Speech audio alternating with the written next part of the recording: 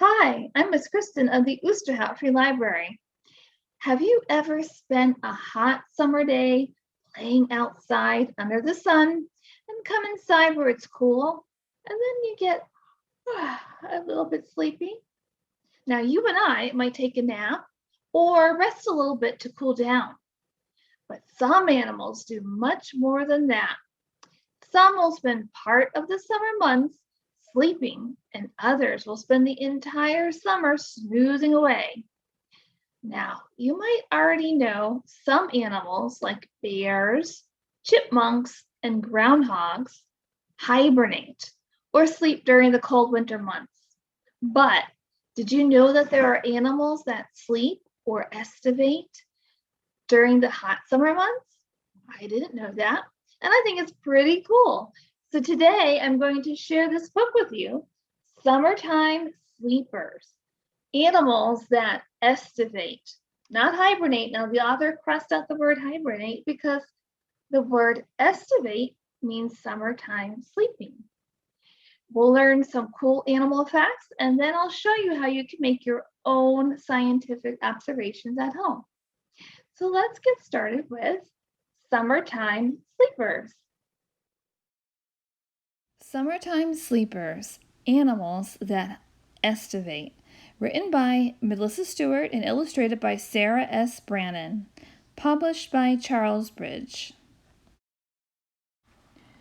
Yawn, stretch, blink. As warm weather spreads across the land, hibernating animals spring to life. But soon, another group of animals searches for shelter.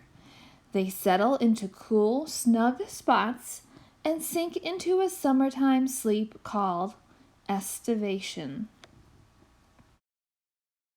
Some insects snooze in groups. Convergent lady beetle. In hot, dry places, hundreds of ladybugs pile inside a curled up cluster of leaves. Their hidden home keeps them safe while they sleep through the summer. But others rest all alone. Morning cloak butterfly. A morning cloak butterfly breaks out of its chrysalis in early summer. After guzzling tree sap for a few days, it slips into a crevice and nods off until the scent of fallen leaves fills the air. Some hard-shell creatures climb up high for a nap. Land snail. When days grow long and hot, land snails cling to tree branches and seal their shells shut.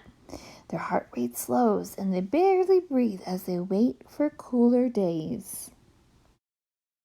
While others doze underground. Christmas Island red crab. As the summer sun beats down, Christmas Island red crabs take refuge at the bottom of their burrows. Deep below the forest, they hunker down and sack out. Some fish cozy up quickly. West African lungfish. For part of the year, an African lungfish slithers and glides in a shallow, swampy pool. But when the water dries up, the fish burrows into the cool mud left behind. Slippery slime oozes out of its body, keeping the fish moist while it rests. But others toss and turn before catching their Z's. When the sizzling sun dries up the mangrove killifish watery home, the little fish jump across land, flipping head over tail until they find a hollow log. Crammed inside this dark, damp den, killifish wait for better days. If this dry spell lasts long enough, the little fish slip into a slumber until the rain returns. Some amphibians rest inside another animal's home. California tiger salamander. As the days heat up, a California tiger salamander scouts out an empty rodent hole and falls asleep. The cool, comfy burrow is the perfect place to spend summer.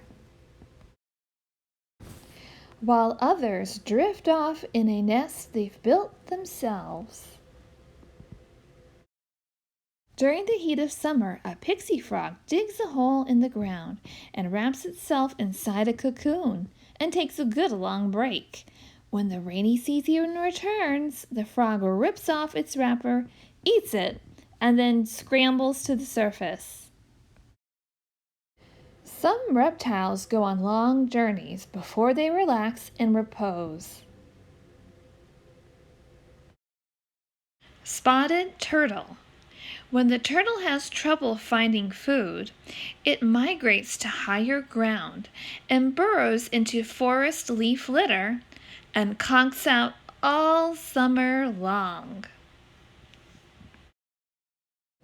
But others stay at home to snooze. Common leopard gecko. At the height of summer, this little lizard retreats into its den for days or weeks at a time. As the gecko rests, it gets all the energy it needs from fat stored in its tail. Some mammals drowse for just a few days at a time. Desert hedgehog. A desert hedgehog doesn't mind the heat, but it has trouble finding food on the hottest day of the year. To save energy, the tiny, spiny critter curls up in a shady spot and takes a time out during heat waves. While others sleep for weeks and weeks. Yellow-Bellied Marmot. At the first hint of summer, a yellow-bellied marmot heads underground for some serious shut-eye. It slumbers through the hot, dry days until the grass it eats turns lush and green. When autumn arrives, estivating animals wake up and enjoy the crisp, cool days. Meanwhile, another group of animals searches for shelter. They nestle into warm, snug spots for a long winter's rest called hibernation. Yawn, stretch, sleep. Shh. The end.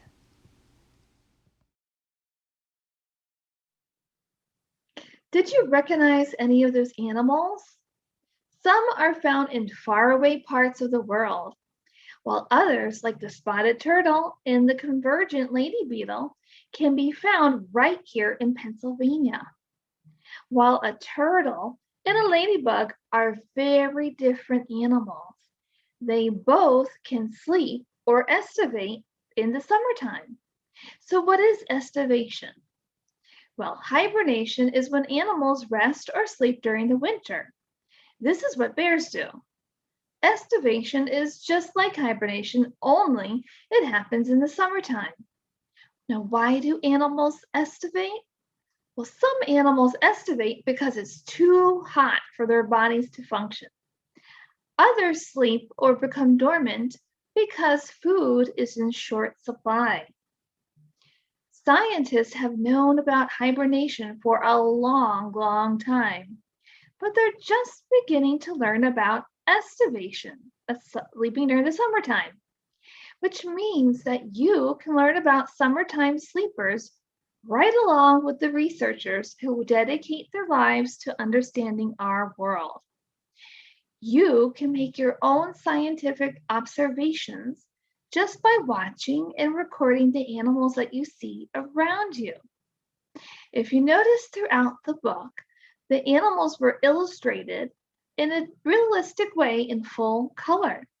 And as you see here with the illustration of the mourning cloak butterfly, which you can also find in Pennsylvania. You see here is a picture of the butterfly. Now the illustrator also included a drawing of the animal that looks like it is from a scientist's sketch notebook. Maybe you noticed the notebook on the last page of the story. This drawing records the observations of the scientist. The observation includes the name of the animal, a fact about the animal, the size of the animal, and a drawing of the animal. So sometimes the drawing was the same size as the animal, like this drawing of the mourning cloak butterfly. The butterfly is 3 inches wide and the drawing is 3 inches wide.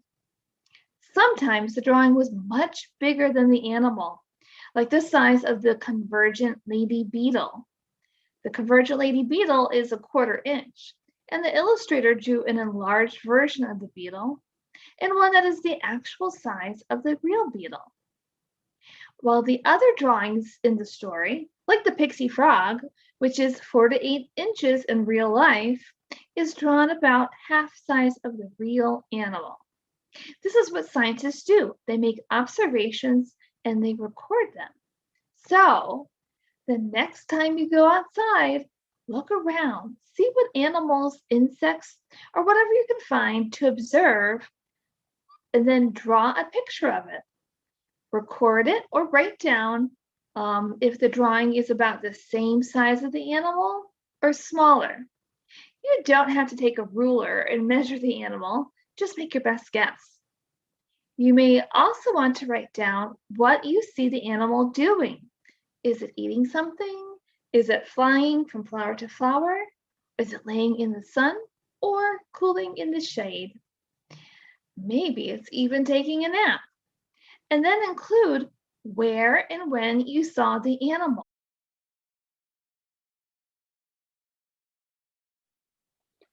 I made my own observation. I went outside and what did I see? I saw a gray squirrel sitting on a fence eating a peanut. And I thought that was too cute and I had to record it. So on this piece of paper, I wrote down gray squirrel, I drew a picture of the squirrel. Now the squirrel is just bigger than this. So I wrote down shown half size. And then I wrote down that he was sitting on a fence eating a peanut. I wrote down where I saw the squirrel and the date. And maybe I'll make some more observations and add it to my notebook. And you'll go outside and maybe you'll discover some new animals or creatures that you want to record. If you want to learn a bit more about the animals that estivate or hibernate, you can check out these books that were recommended by the author of this book, and they're available at our library. I hope you keep exploring. I hope you had fun, and we'll see you next time. Bye.